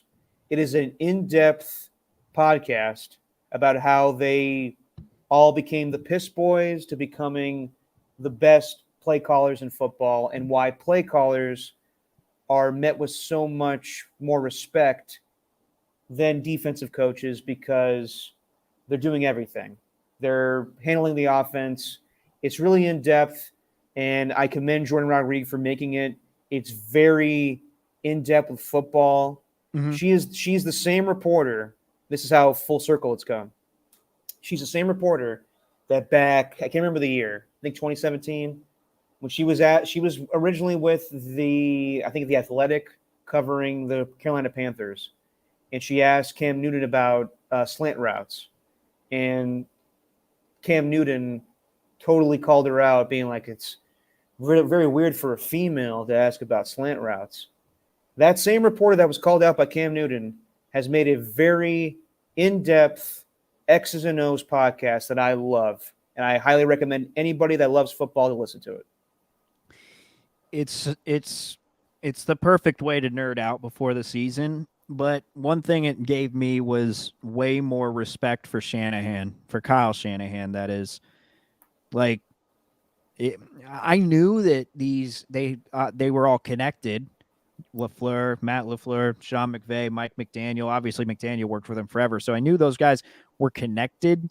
But then when you bring in Raheem Morris and Robert Saleh and Chris Forster, like all these guys, it's crazy. They were trying to seek acceptance from Kyle Shanahan as play callers when they were in their late 20s, early 30s. And Shanahan wasn't even a head coach yet. And it's like these dudes were looking up at him. And it just brings me back to like the amount of times that, and myself included, it's like sometimes we question what Kyle Shanahan does as a head coach and as a play caller. And it's like, do we know what this guy did to start his career? He had the young hotshots all across the NFL, not all across the NFL, but the young hotshots within the NFL right now, just like eating from the palm of his hand. Like, it's crazy hearing the amount that these guys were just trying to kind of get his acceptance. And to me, like the way that Shanahan talks, he seems like a relatively humble kind of guy, but also I think he understands the impact that he had. And it's crazy that he kind of evolved the game his own way, and mostly by taking notes from the defense. Shout out to Sun Tzu, The Art of War. You got to know what the defense is doing. But that's how he built his offense. And then these other guys, they kind of took what he did, took the lessons they learned from him, took his work ethic, copycatted it, and then evolved it into their own thing. And then used whatever they were given, whether it's players or personnel, coaches, whatever, and just tried to branch out from that Kyle Shanahan coaching tree, branch out and do their own thing. Yeah. It's just, it's fascinating. It's in depth. Just great all around podcast. Anyone who likes to, like, I don't like the off season stuff. Like, I've done nothing but complain about off season rumors. That's clear. But I can nerd out about football any time of the year. And that was perfect. It's a perfect setup for the season. And every guy is on the podcast. They do a sit-down interview with Jordan Rodriguez along with, I was surprised, Robert Griffin, who had his issues with Mike Shanahan and that whole Washington team back in 2012 with how they handled his ACL injury. But he's a part of the interviews. It is fantastic. And Sean McVay, they talk about, they go in depth. I know Jordan Rodriguez wrote an article earlier this year about how Sean McVay didn't know if he wanted to come back, and he was questioning himself as a play caller and kind of got down on himself about how the whole season went to shit. And it went in depth about how Sean McVay, that 2021 season, or 2020 season actually, was extremely frustrated with Jared Goff and how he had to explain to him every little detail about the play before it was going to happen and how he had to hold his hand. Those were all the reports, but this really went into detail about that. It was fascinating. I can't recommend this podcast enough. I think it's fantastic. And just the amount that these guys, like, when they get to the pinnacle and like talking about losing the Super Bowl, all these things with Kyle Shanahan, it must eat at him like alive. Oh, yeah. To where it affects how he is off the field, like how much of an addiction football is for these guys. I don't know. It's just they've grown into it, and I don't know, I kind of listened to it just in awe, like of the way that everyone talked about Shanahan and then the way they talked about McVay. I'm actually not all the way through it yet, but there's one specific part. I don't want to give anything away too much, but there's one specific part where Robert Saleh is talking about the game against the Rams in 2019. And that was like my first season, like truly covering the 49ers week by week, at least covering, in air quotes, covering, but at least having to talk about them for, for an entire football season. And it was the first Rams game where the first drive, Rams ran it down their throat, scored on the first play, then for the remainder of the game, punted everything. Then the second game of that season, the Rams decided they were just going to run a bunch of bootlegs and just have Jared Goff move as far away from the defensive line as possible. And Robert Saleh is telling a story from the first half about how Kyle Shanahan in his ear just yelling, "Do something!" It's so funny to think about, because I remember watching that game, like, Jesus, they are running a lot of play action. Just get Jared Goff out of the pocket, make him run to the numbers. Don't let the defensive line even get anywhere near him. And then just picturing Kyle Shanahan getting pissed at Robert Saleh in the moment, and then he goes and says, "Yeah, we made some half-assed halftime adjustment," which worked, but it was half-assed. It's like that kind of. It's great. I think that's lost on a lot of fans sometimes when they watch the game broadcast and they just see the coach from the sideline just kind of nonchalantly being like, "Well, fuck, we're losing." But in the moment, they're saying all the things that fans feel. So I love that moment with Kyle Shanahan when Robert Saleh is explaining that story and he's like, "Do something." It's the same thing a fan would say in that moment. Just like, "Stop this. Stop the bleeding. This is enough." Your mic's not on, or you're muted. Have someone make a play. Exactly. Yeah. Exactly. Please do something. It cracked me up. Can't recommend it enough. Yeah, we've gone on for a long time here. How much time you got, Steven? I know it's earlier in the day, but how much time you got? I mean, not much left. Jeez, Okay. It's been an hour 36, man. Okay. We'll finish up here. I started to get my reviews on some of these cooking shows, but You could wait till the next podcast for that, because I feel like that's going to take like a half hour. no, it won't. It'll be quick. Okay. I haven't watched this Netflix show yet about the quarterbacks: Patrick Mahomes, Kirk Cousins. Who's the third guy? Marcus Mariota. It comes out today. Haven't seen it yet. I'm going to check it out later. Should be very good. Should be very in-depth. I've seen clips and everybody talking about it. Seems very fun. Apparently, Max Crosby at one point says to Patrick Mahomes, like, "You don't want to fuck with this motherfucker." He's talking about himself. And Patrick Mahomes like, "Oh, I am the motherfucker." Like, it's shit that's going to piss you off as a Raiders fan. Damn it. But I can't wait to watch it. I'm hurt. Damn it. I think it's going to be a hell of a lot better than whatever we get with Hard Knocks with the Jets this year. Because I saw the news today. It's been talked about for a long time. It's been a rumor. The Jets, Adam Schefter reports, nothing official from the NFL or HBO or NFL Films, but the Jets, since the first time, since Rex Ryan said we're going to eat a goddamn snack in 2010, they're going to be on Hard Knocks this year. And I see a lot of people like Ryan Clark, a lot of people being like, "Well, if you're Robert Saleh, then you just got to be a coach and go coach and not have mess with your team. If you're concerned or insecure about cameras being there, then you're not a good coach in the first place." Please. Has Belichick ever had Hard Knocks? Like, I understand that people are like, "We want to see this," because you're just being selfish and want the Jets to be on Hard Knocks for your own benefit. This is going to piss off Aaron Rodgers. If it means that Aaron Rodgers is not part of Hard Knocks, then that's part of it. Like, I think we're all just a little too – we want to be entertained. We want the Jets on Hard Knocks. And in my opinion, Hard Knocks has been kind of shitty the last few years. So whatever we get, we get. At the end of the day, the focus is they need to be a good football team. So, I don't know. The New York media is going to just love this, and NFL fans are going to love this. I get it. I'm going to watch. It's going to be entertaining as hell. But I could also see the other side of it from a football standpoint of them being very vocal that they do not want to be a part of this, and now they're forced to do this. It's going to be very frustrating, especially when they have Aaron Rodgers, and we all know they just like to play ball with shit. I'm excited. Yeah, I mean, I am too. I'm going to watch it, but I can also see why they're frustrated. Okay. Oh, go ahead. I'm mostly excited for the opening scene when when it's complete darkness. It's just a pitch black screen. See this, NFL fans? This is what Aaron Rodgers looked at for 5 days straight. He was on a darkness retreat in Southern Oregon. I don't know. Something stupid like that. I don't know how they're going to frame it. We got a month. It's going to be so – yeah, I'm going to write a Hard Knock script, no doubt. You need to. I loved it years ago when you did the you were watching the Browns-Eagles preseason game, and you were just narrating the whole thing like you were a Leafs driver doing the Hard Knocks. Yeah, I can predict what they were going to say. Oh, man. Baker Mayfield's cooking up something big. Yeah, Something exactly. stupid. Yeah. Oh, we're gonna do that this year. Hell yeah.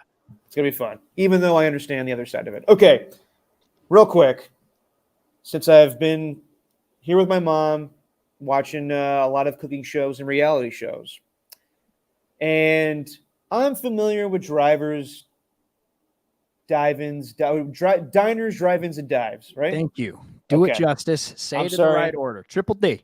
Triple D. Haven't watched a lot of Triple G, but I've watched enough for Triple D. It's a fun show.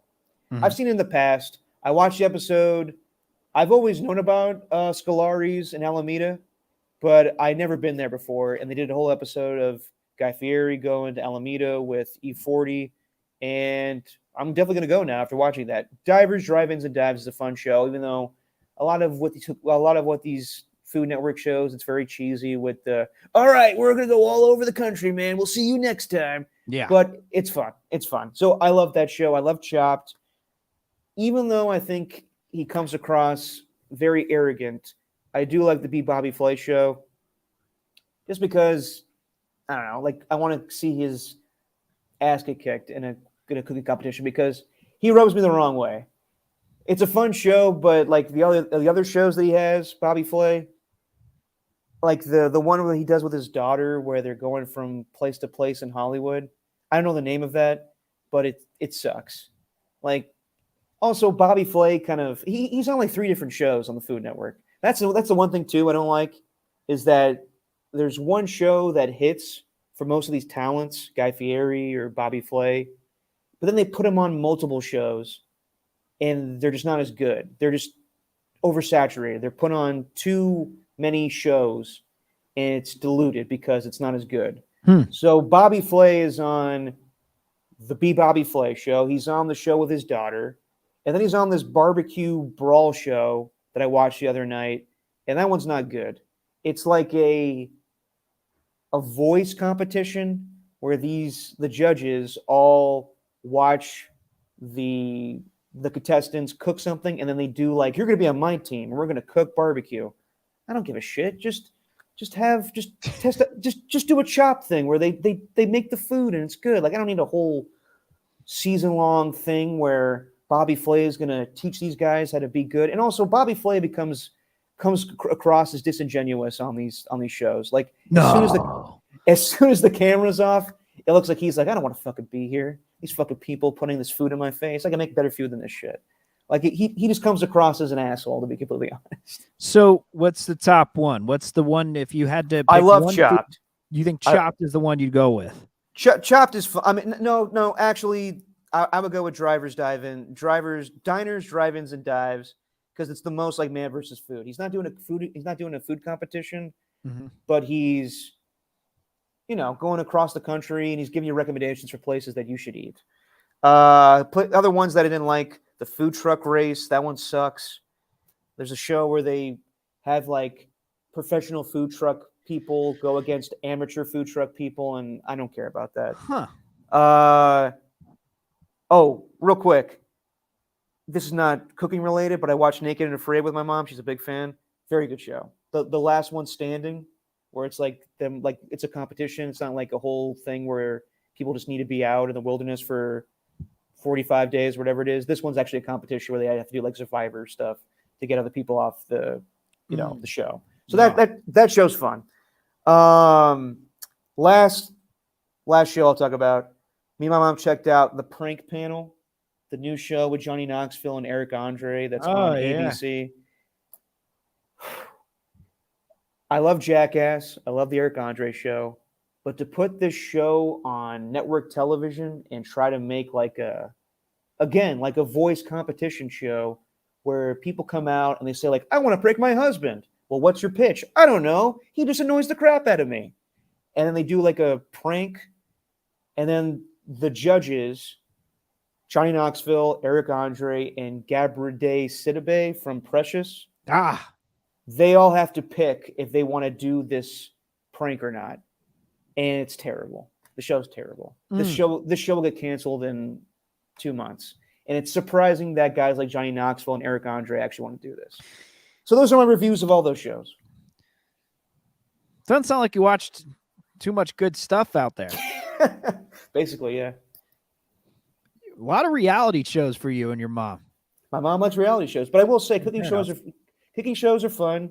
It takes the anger away out of sports shows that just Yes. infuriate me. So it's fun to watch Chopped and Drivers, Dive-Ins, and Dives, or whatever. Diners. Diners, drive-ins, and dives. Triple D. I got Triple D. it. Triple D. Diners, drive-ins, dives. Got it. That's good. B. Bobby Flay is good. Chop's good. The rest of it kind of sucks. Diners, I heard you. drive-ins, Yeah, okay. and dives. See, I didn't say any negative thing. I didn't say anything negative about it.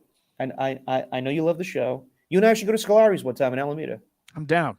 All right, let's do it. I'm down. And I'm going to react like Guy Fieri to everything that he reacts to, which is, oh, that's killer. Oh. Oh, my God. You make that in-house? Oh, killer. Killer. Calls everything killer. Love Guy. Great name.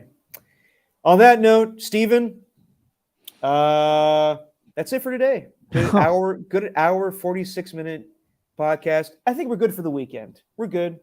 We'll be back next week. We'll react if Josh Jacobs gets his new deal. Ooh. And I'll review Mission Impossible Dead Reckoning because I'm going to see that this weekend. You can check it out. I didn't think about that. Jesse, where are we going to watch that? I mean, you want to talk about getting Jesse to watch a Mission Impossible movie. That is Mission Impossible. R.I.P. Anchor Steam. Yeah, Anchor Steam, Anchor Brewing Company is done after 127 years. They're going to be closing up shop in August. Wow. Yeah. Well, we'll talk about that another day, but that is sad. This is no prank panel, my friend. This is real life. Fuck that show. All right. That's all I got for today, and I think that's long enough. Steven, say what you always say, my friend. It is just your diners, drive-ins, and dives. We'll be back across all this country, man. Just killer, man.